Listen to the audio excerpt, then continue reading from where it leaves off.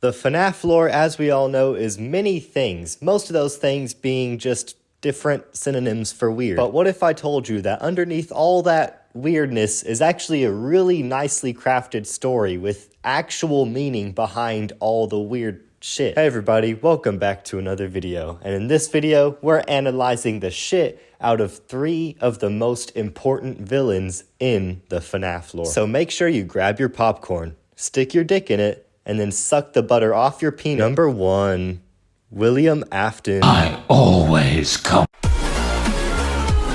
William Afton represents the depravity of mankind, how the beauty of someone's creative outlet can act in a means of wickedness. He dove down to the hole that any human can fall into, but instead of changing for the better, he found the darkness that lies beneath. Or to boil it down to neo-nobody terms, evil scientist fuckhead plus oogity boogity equals cool. William Afton's story is a surprisingly well-made tragedy. Ever since first being introduced as the mysterious purple guy, there's always been a lot of mystery surrounding his character, which usually can make or break the story. A lot of media throughout the horror genre as of late tends to play off of the fear of the unknown. The idea of whatever fictitious scenario you put up in your own head is probably worse than whatever they can actually end up presenting to you. This can usually make or break your story, depending on how you take it going forward. If you're watching a horror movie and the main killer's face is hidden the entire time, then you're going to begin thinking and pondering about what the face looks like, and you'll eventually come up with your own design of a creepy face, which usually manages to only raise your expectations on what the face could end up looking like. So whenever the killer's face is finally revealed and it's not as scary as you thought, it just ends up being one big disappointment, because your head can think of something that scares you more than whatever is shown by some TV in the comfort of your own home. This is something Scott Cawthon had to be really cautious about during FNaF 4, 5, and 6, as we began to learn more about the identity behind the mysterious purple man, like his name,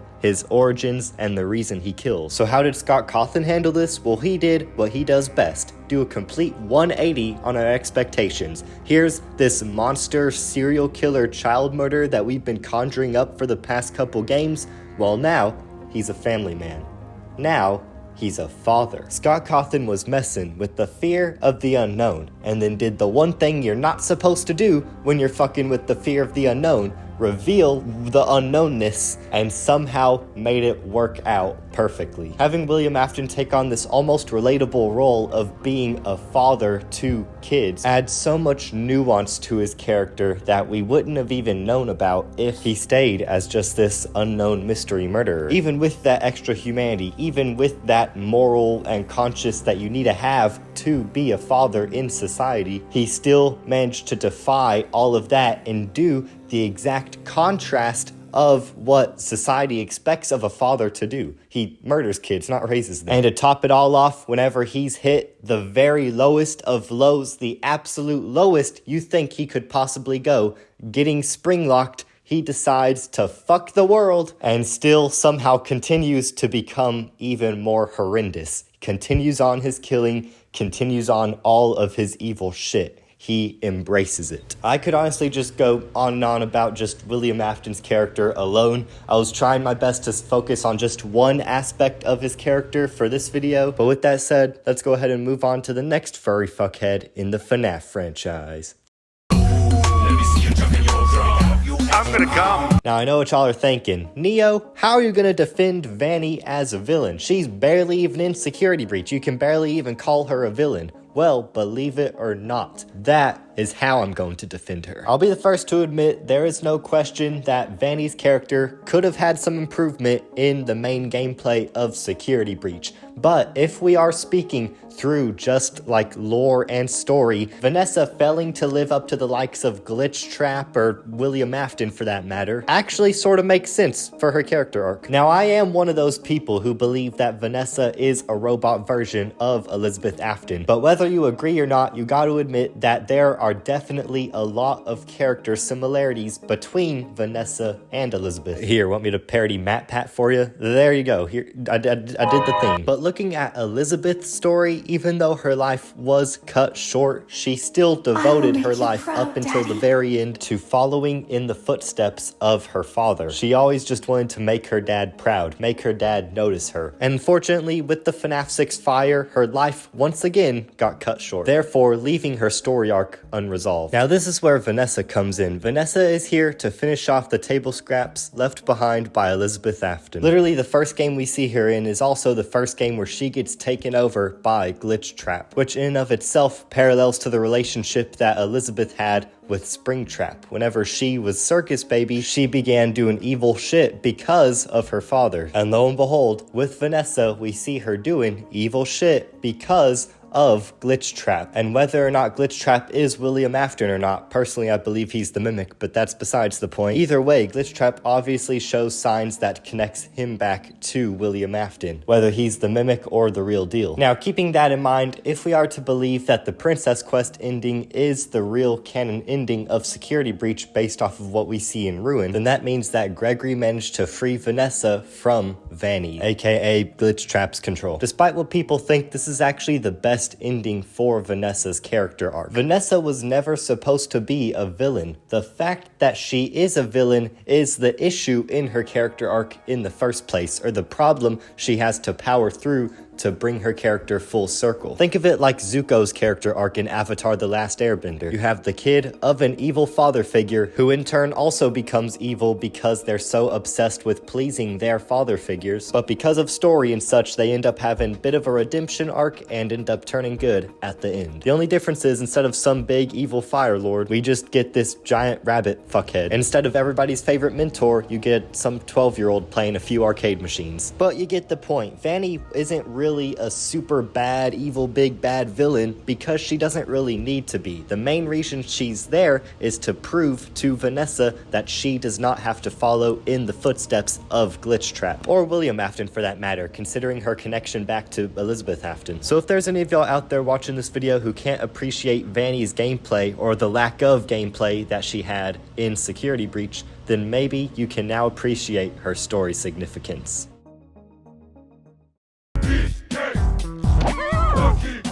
The Mimic is a character that I've been really looking forward to analyzing in this video. There's a lot of controversy with the Mimic as a whole. A lot of controversy that I feel like he doesn't really deserve. But before we get into that, I want to clear up something else about this video. When I say Mimic, I'm also including Glitchtrap. I know a lot of people don't necessarily agree on whether or not Glitchtrap and Mimic are the same being, or at least originated from the same code, but just based off of my own personal theories and what I believe off of other people's theories, I feel like that is the most likely option with how we are going in the story so far. It just makes the most sense if William's story ends in FNaF 6, just like it began, just between him and Henry. With the direction that the lore's been taking with these more recent games, it seems like the Mimic is being set up to be the next big bad of the franchise. So that leads us to the big question. Does the Mimic successfully fulfill that role? Does the Mimic succeed in being the next William Afton for the FNaF games? Well, by going deeper into the Mimic's character, we can see that not only is the Mimic a good predecessor to William Afton, but also manages to be even better of a villain than him. Notice how I only call the Mimic a better villain, not a better written character,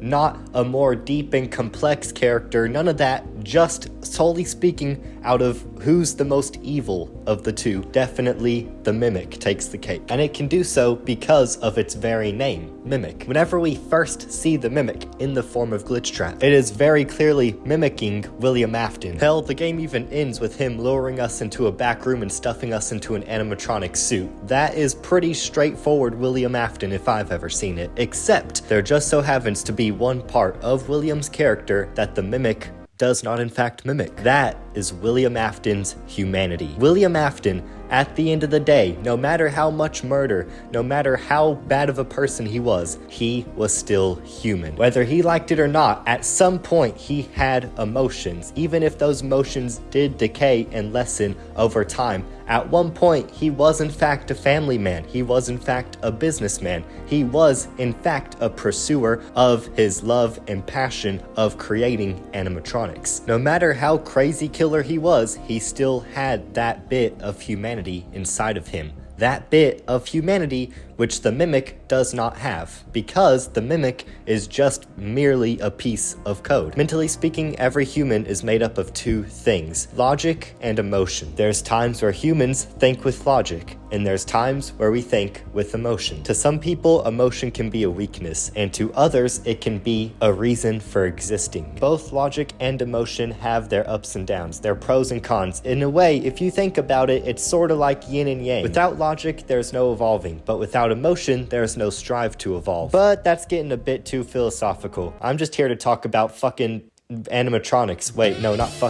Robots like Mimic, on the other hand, don't have emotions because they aren't human. Robots only have logic, and for the Mimic's case, that logic involves ripping people from limb to limb, according to the books. For William Afton's case, his goodness came from his emotion. Well, I mean, technically his good and bad both came from his emotion, because logic's factual, doesn't really have a good or bad, but that's besides the point. The Mimic is nothing more than a monster, some tall physical representation of all the evil shit William Afton has done, now cranked up to even more fucked up because there's no humanity, no human emotions holding him back. And that, ladies and gentlemen, is how you make your brand new big bad for your franchise even worse than the previous big bad. Fuck you, William Afton, hell yeah. But I will admit there is one criticism I have to the Mimic's character, but it's not necessarily in the lore or the story like we've been talking about. It's really only in the gameplay of Ruin. As we all know, the climax of Ruin comes around whenever Cassie confronts the Mimic and then has to run away. And then there you go, that's the final battle, just Cassie just booking it away from the Mimic. And don't get me wrong, it is a really cool scene and I do really like it, but I think it could be better. As we all know, and as it's been very clearly set up by the end of Ruin, the Mimic can mimic people. And it seems like Scott and Steelwool has took advantage of this power he has, but only from like the lore and story perspective. Imagine how cool it would have been if while Cassie is running through the caves, she gets to like a point where she can either go right or left, and all of a sudden, Gregory says go right, but also says go left. And Cassie has to decide, oh, which one was the Mimic speaking, which one was Gregory speaking, based off of like glitches or something in the voice. That would have been a cool way to add a bit more substance to that final chase scene, and it would be a nice payoff after learning of the Mimic's powers. But I don't think it's that big of a deal, because obviously the Mimic is still out there. No matter what ending is canon, it seems like we haven't seen the end of the Mimic. So there's probably going to be more opportunity to utilize the Mimic's power in future games. But for now, I'm really excited to see what's in store for this character moving forward. But anyways, before this video ends, I want to make one more announcement. As some of y'all may know, I'm currently in production of my very own movie, and my goal is to get it onto streaming services by either the end of this year or early next year. But to do that, that may mean that uploads on this channel may be a little less than usual. I'm not going to be abandoning the channel or taking a break or anything, but it's just uploads may be a little slower, nothing too big. But if you do want to stay more up to date with how the production of the film is going, then I recommend checking out my Instagram. I'll be releasing more just production notes and sort of behind the scenes stuff if anybody's interested. Thank you guys for watching. Make sure to like and subscribe if you did enjoy, and I will see y'all in the next video. Goodbye.